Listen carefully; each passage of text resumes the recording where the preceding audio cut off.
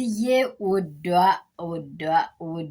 ውዷ አትመጣጠኛቸውም እኮ በቃ አይመጥኑሽም፣ የምር አይመጥኑሽም። ከእነዚህ ሰዎች ጋር ባትገናኝ ደስ ይለናል። አብርሃም ደግሞ አንድ የባሌ ውሃ አንድ ነገር ሳያገኝ ሳይሰማ አይጎርም ይባላል። ለምን ጨዋቱ ኃይለኛ ከሆነ የሆነ ነገር አለ ማለት ነው። እንደዚህ አብርሃምማ ጀርባው ላይ ይቅርታውን ተቀብሏል። ካላይ መጣ አይነ ወጣ ብላለች ፍቅር። እኔ ምለው ምን አንጨረጨረች ሄርሜላ? ኪስ ላይ እኮ አትከትም። ሩታ እኮ አንቺ ሆድ ላይ ተቀምጦ ልጅ ይዛ እያለች መተሹ አብርሃም ጋር ኖረሻል አይደለ እንዴ? በዛን ሰዓትም እኮ ምንም ጥፍሯ ቆሻሻ ላይ ገባ አልመሰላትም። ምን አንጨረጨረሽ? ዛሬ ይቅርታ ከጠየቀች እኮ ኪሷ ላይ ይዛ አትሄድም።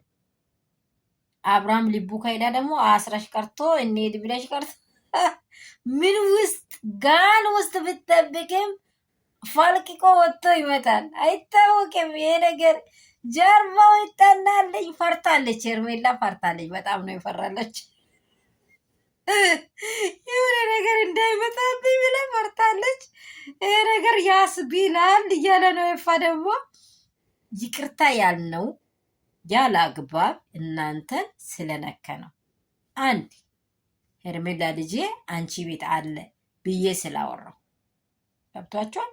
ደግሞ ይሄ ነገር ማንም አገር ያወቃ ይህ ትላንትና እንኳን ይሄን ሁሉ የምታወራው የምትናደደው ቡዜ ራሱ ሩታን ቆርጠን አንጥልም ብላለች። 4 ነጥብ። ይሄ ማን እሷ ወዳም ታወጣ ሳትወድም ታወጣ፣ ክፉም ትሁን ደግም ትሁን ያለ ነገር ነው የተወራው። ማንም ጋር ብትሄድ ሩታ የምትነካበት ነገር አለ። ስለዚህ እናንተ ደግሞ ሌላ ነገር ክርክር አያስፈልግም። ሰላም የኔ ቤተሰብ የሩት የፋሚሊ ሰላማችሁ ብዙ ትርፍ ይበል። ከዚህ በኋላ ደግሞ ሩትዬን ሁላችን ምንመክረው ሩታ ከዚህ ሰዎች ጋር አትገናኝ። በቃሽ በቃ። አብርሃምም ሆነ ምንም ሆነ የሚያገናኝሽ መንገድ ሊኖር ይችላል። በልጅሽ ምክንያት ትገናኘዋለሽ። ልጅሽ ማሳደግ ያለበት መንገድ ላይ ያሳድጋል። የሚጨምር ነገር ብዙ ነገር አለ።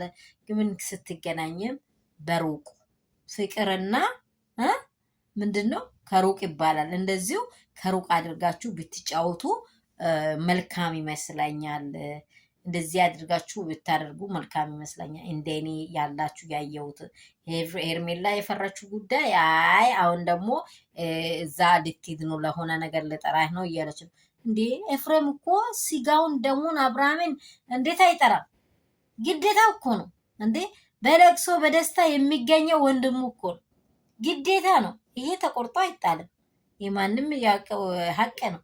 ይሄን ነገር ሲታጣ አንቺ ማትጂ ነገ ለአንቺ ልጅም እኮ አጎት ነው። እሺ እንደዚህ አትጂ ልሻለው። ሁሉም መልካም ሆኗል። ላይክ ሼር ሰብስክራይብ እንዳይረሳ። የሩቴ የፋሚሊ